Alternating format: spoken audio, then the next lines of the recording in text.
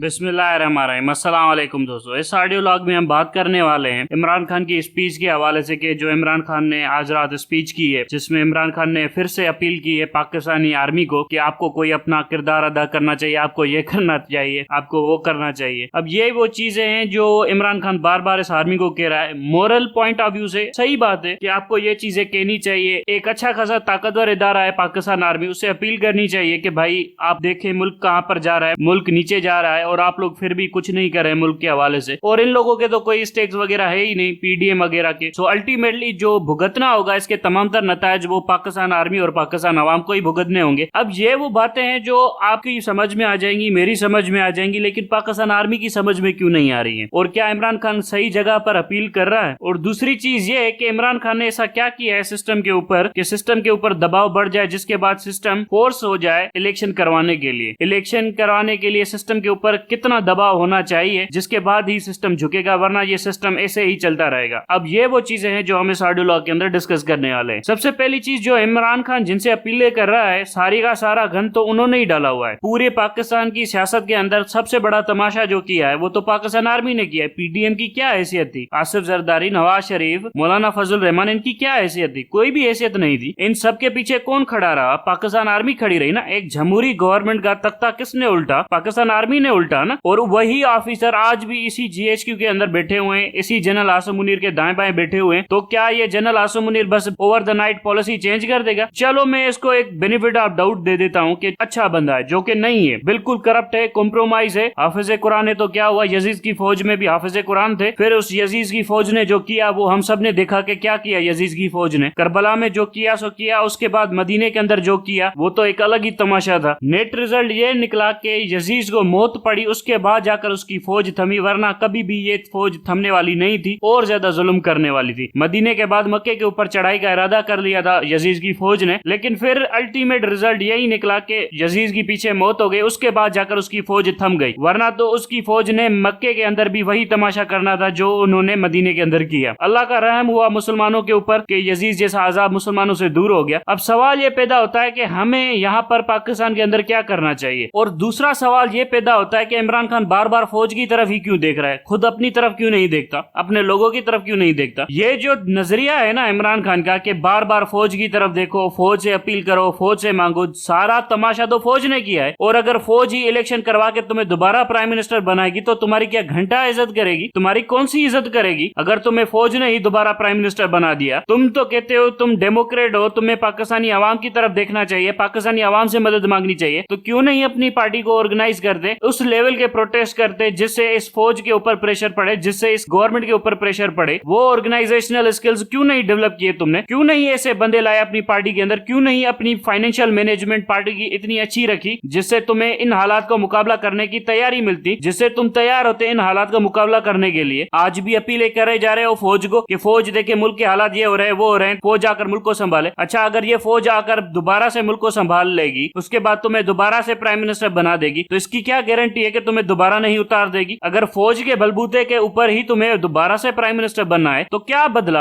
आखिर बदला क्या है इस मुल्क के अंदर? क्या सारी की सारी ये जो आजादी और हकीकी जमहूरियत के लिए जो जिद्दोजहद है वो सिर्फ नवाज शरीफ के खिलाफ है और आसिफ जरदारी के खिलाफ है? आसिफ जरदारी, नवाज शरीफ की हैसियत क्या है जिनके खिलाफ हम सब लोग लड़ रहे हैं? इनकी तो कोई हैसियत नहीं है। हकीकी आजादी का मकसद क्या है? पहले तो ये डिफाइन होना चाहिए ना कि सारा जंग हमने सिर्फ आसिफ जरदारी और नवाज शरीफ के खिलाफ लड़नी है और इमरान खान को प्राइम मिनिस्टर बनाने के लिए लड़नी है। चलो इमरान खान प्राइम मिनिस्टर बन गया तो फिर जो शहीद अरशद के कातिल हैं वो तो सारे के सारे जीएचक्यू के अंदर बैठे हुए हैं, उनका क्या हिसाब होगा? उनका कौन हिसाब लेगा? फौज देखे मुल्क को, फौज मुल्क की तरफ देखे, मुल्क की खातिर इलेक्शन कराए और दोबारा मुझे प्राइम मिनिस्टर बनवाए, मौका दे मुझे प्राइम मिनिस्टर बनने का। भाईजान, अगर आप इलेक्शन छीन कर नहीं ले सकते तो आपको कोई हक नहीं है वजीर आजम बनने का। पूरी दुनिया के अंदर बहुत ज्यादा तारीखें हमने देखी हैं जहां पर इनकलाब आए, जहां पर लड़ाई झगड़े हुए, जहां पर बातचीतें हुई हैं, मुज़ाकरात हुए हैं, सब कुछ हुए हैं, लेकिन इनकलाबियों ने इस तरह से भीख नहीं मांगी बादशाह के सामने जिस तरह से इमरान खान मांग रहा है बार बार। अगर आपको इलेक्शन ही चाहिए थे तो घर बैठ जाते, आराम से बाजवा लड़ लेता इनसे, नवाज शरीफ वालों से, नवाज शरीफ वाले आसिफ जरदारी वाले आपस में लड़ लेते, बाद में ये आपस में ही डिसएग्रीमेंट हो जाता इनका और अल्टीमेटली इलेक्शन की तरफ ही चले जाते। अगर इलेक्शन ही चाहिए थे ना उस टाइम के ऊपर, आप लॉन्ग मार्च वगैरह ना करते, एहतजाज वगैरह ना करते, तो इनके सामने कोई सपोर्ट वगैरह आपका डिक्लेयर नहीं होता, अल्टीमेटली आपको इलेक्शन में ही लेकर जाते। यही पीडीएम की जमातें आपको अल्टीमेटली इलेक्शन के अंदर लेकर जाती। आपने उस टाइम के ऊपर